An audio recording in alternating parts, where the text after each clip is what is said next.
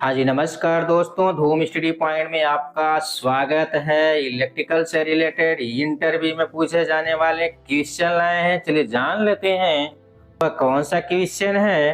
Question number 1, MCB का selection कैसे करते हैं। चलिए इसके बारे में जानते हैं। सबसे पहले हम देखते हैं कि हमें कितने पोल की एमसीबी की जरूरत है। इसके बाद हम उस उपकरण की पावर रेटिंग या फिर करंट पता करते हैं, जिसमें एमसीबी को लगाना है। करंट की संख्या पता होने के बाद उससे 25% बड़ी साइज की एमसीबी लगा देते हैं। इलेक्ट्रिकल की सेफ्टी फैक्टर कहता है कि जिस उपकरण में एमसीबी लगा है उस उपकरण के करंट रीडिंग से 25% अधिक साइज का एमसीबी लगाना चाहिए। चलिए इसके बारे में समझ चुके होंगे। चलते हैं नेक्स्ट क्वेश्चन पर। क्वेश्चन नंबर 2, एसी और डीसी मोटर में किसका आरपीएम ज्यादा होता है। चलिए इसके बारे में जान लेते हैं। डीसी मोटर का आरपीएम एसी मोटर से ज्यादा होता है। आरपीएम का फुल फॉर्म होता है रेवोल्यूशन पर मिनट या रोटेशन पर मिनट। एसी मोटर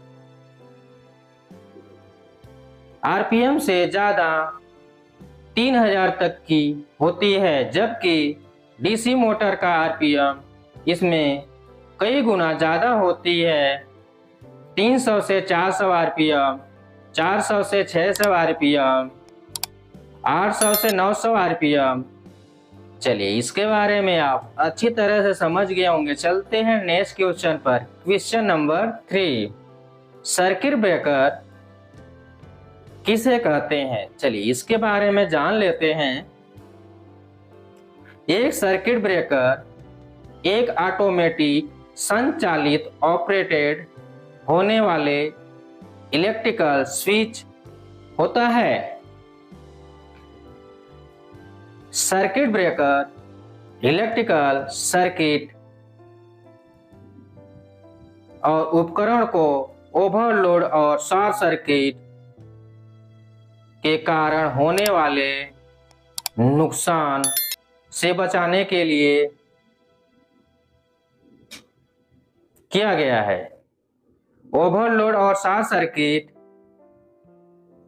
होने पर हमारे उपकरण में बहुत अधिक करंट बहने लगती है, तो इस अधिक करंट को सर्किट ब्रेकर बहने से रोकता है। इसका मुख्य काम खराबी का पता चलने से के बाद करंट फ्लो को रोकना है। चलिए इसके बारे में समझ चुके होंगे। चलते हैं नेक्स्ट क्वेश्चन पर।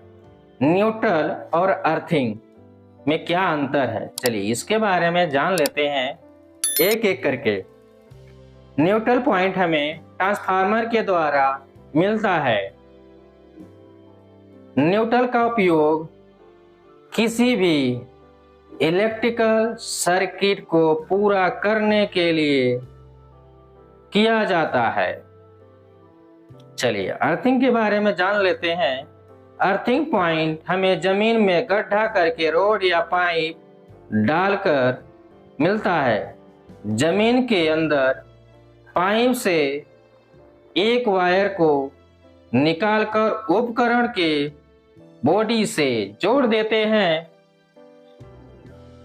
अर्थिंग का उपयोग इलेक्ट्रिकल शॉक से बचने के लिए किया जाता है। चलिए इसके बारे में आप समझ चुके होंगे। चलते हैं नेक्स्ट क्वेश्चन पर। क्वेश्चन नंबर 5, वायर और केबल किसे कहते हैं। चलिए इसके बारे में जान लेते हैं एक एक करके। जब किसी चालक या कंडक्टर पर किसी प्रकार का इंसुलेशन नहीं चढ़ा होता है तो वह तार या वायर कहलाता है।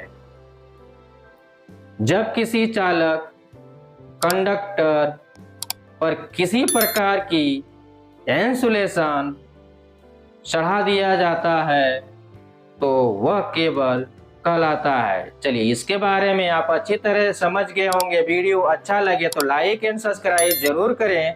Thank you.